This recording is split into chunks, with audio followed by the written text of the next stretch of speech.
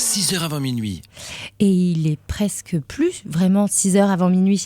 Mais c'est l'heure de retrouver notre invité. Marion, tu reçois qui ?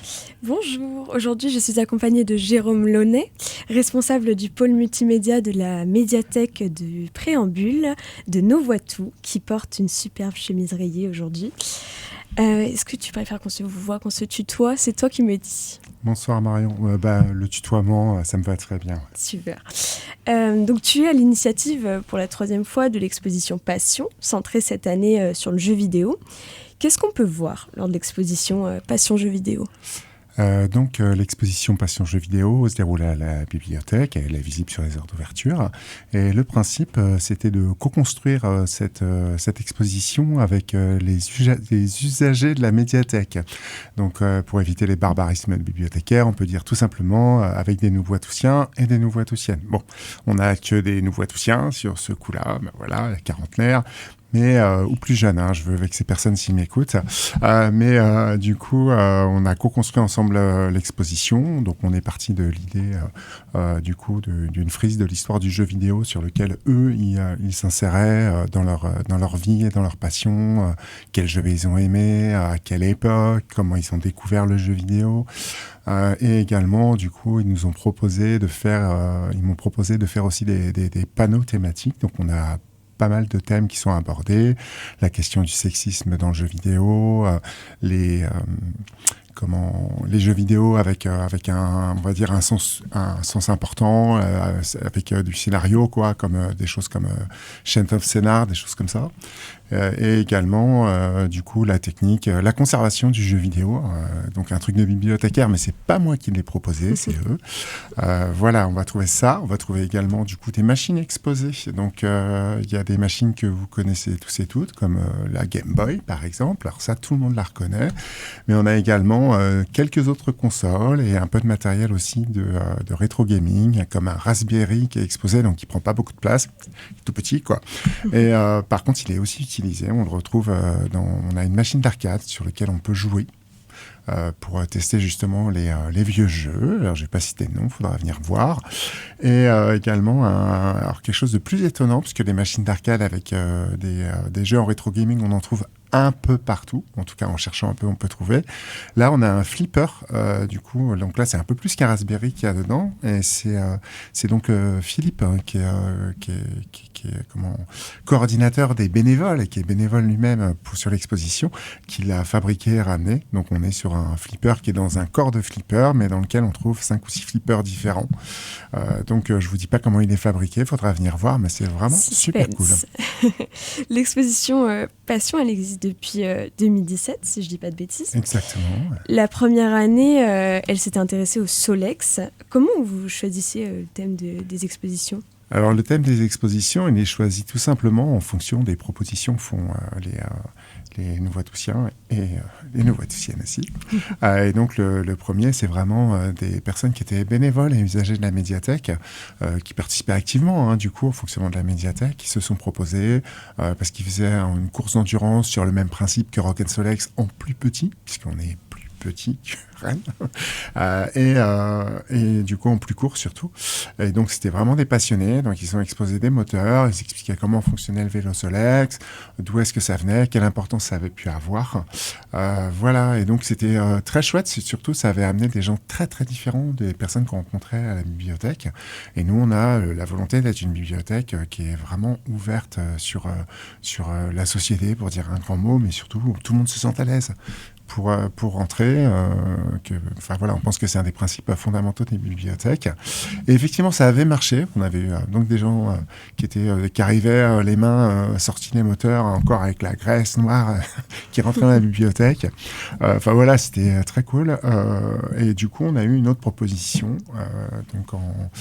Je ne sais plus l'année, j'ai dû noter, mais c'était sur l'anniversaire des 24 heures du Mans. Donc là, c'était des passionnés de sport automobile. Donc c'est comme pour les Solex, c'est quelque chose qui n'est pas spécialement attendu en bibliothèque. C'est assez étonnant comme thème. Et ça s'était aussi très bien passé. Et de la même façon, on avait eu des rencontres qui étaient chouettes pour les personnes qui ont participé à l'expo, comme pour les personnes qui l'ont visité.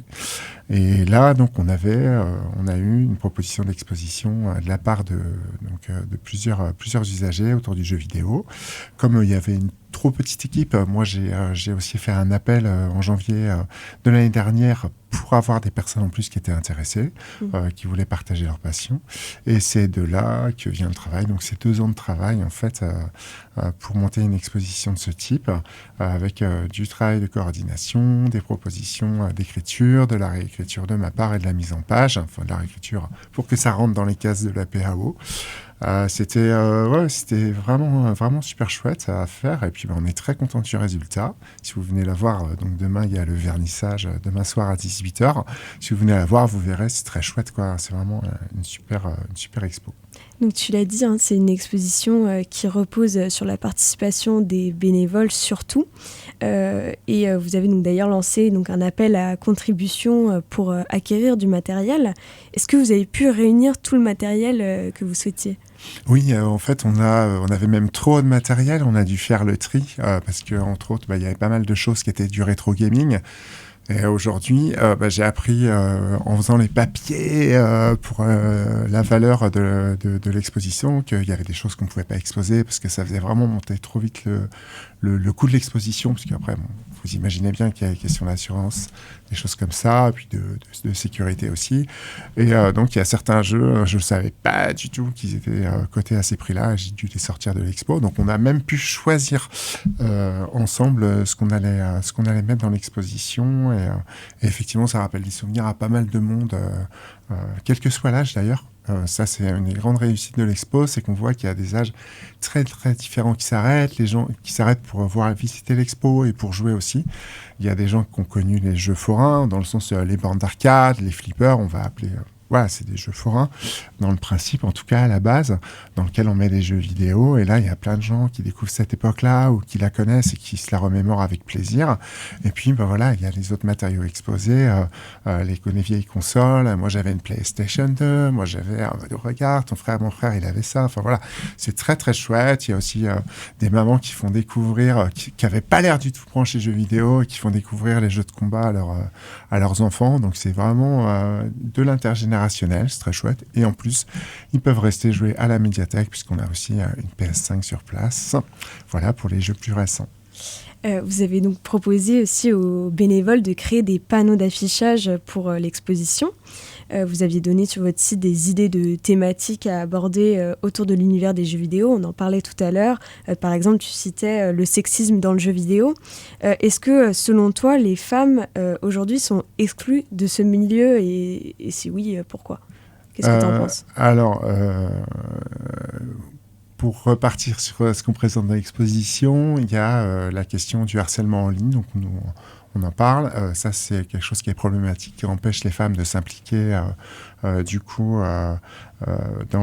les communautés, dans les compétitions. On a bien conscience que, en fait, la moitié des joueurs sont des joueuses et que, par contre, dans les équipes, on va dire, quand vivent les équipes pro ou semi-pro, on se retrouve avec des équipes masculines. Donc ça, voilà, on a abordé ce sujet-là par ce biais-là, et puis aussi l'image qui était renvoyée par certains jeux vidéo qui étaient majoritaires avant sur, du coup, l'image des femmes en général, en les chosifiant, en sexualisant à outrance, quoi. L'objectif de l'exposition, c'est aussi donc de retracer un petit peu l'histoire et l'évolution du jeu vidéo. Tu parlais par exemple du rétro gaming. Est-ce que c'est un milieu qui est quand même plus accessible qu'auparavant ? Le rétro gaming en général. L'univers du jeu vidéo, est-ce qu'aujourd'hui on y a accès quand même plus facilement ? C'est devenu la principale industrie culturelle en France. C'est une industrie culturelle très importante au niveau mondial.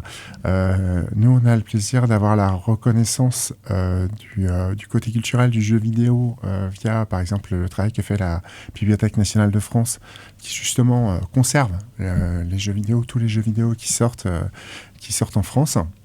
Du coup, il y a une forme de reconnaissance qui fait qu'aujourd'hui, c'est beaucoup plus facile d'en parler, en tout cas dans les milieux culturels. Et puis, oui, le fait que ce soit la première industrie, c'est qu'elle est aussi présente un peu partout, et que c'est quand même beaucoup plus simple d'accès que ça n'était à l'époque, quand c'était juste des discussions de cours de récré, ou tout au début, des jeux directement uniquement dans les laboratoires du MIT pour les tout premiers jeux vidéo. On est arrivé vraiment à quelque chose qui est un phénomène culturel mondial, qui est reconnu comme tel. C'est aussi, on sait très bien que faire cette exposition-là, c'est aussi lié à ça. D'ailleurs, nous, on prête du jeu vidéo à la médiathèque. Comme je disais, on peut jouer aux jeux vidéo avec des jeux vidéo récents, avec la PlayStation de la médiathèque. Voilà, c'est oui, plus accessible. Aujourd'hui, la plateforme Twitch, c'est un peu aussi le lieu virtuel où se retrouvent les gamers. Pourquoi c'était important de faire découvrir le monde des jeux vidéo dans un cadre physique ? Alors déjà parce qu'on a une très belle bande d'arcade. Le flipper, pareil, ne rentrait pas sur Twitch, même en forçant un peu, ça passait pas dans le port USB. Donc voilà, on voulait avait envie aussi que les gens qui n'étaient pas concernés, qui n'avaient pas cherché sur Twitch à voir ce qui se passait, puissent aussi en profiter concrètement, avoir la surprise aussi en venant chercher ses bandes dessinées ou son roman, de voir que du coup, voilà, de se retrouver face à une exposition de jeux vidéo, de pouvoir s'arrêter, de lire, de se renseigner, et puis de découvrir des choses qu'ils connaissaient déjà ou des choses qu'ils avaient ratées, puisque voilà, on découvre aussi, quoi.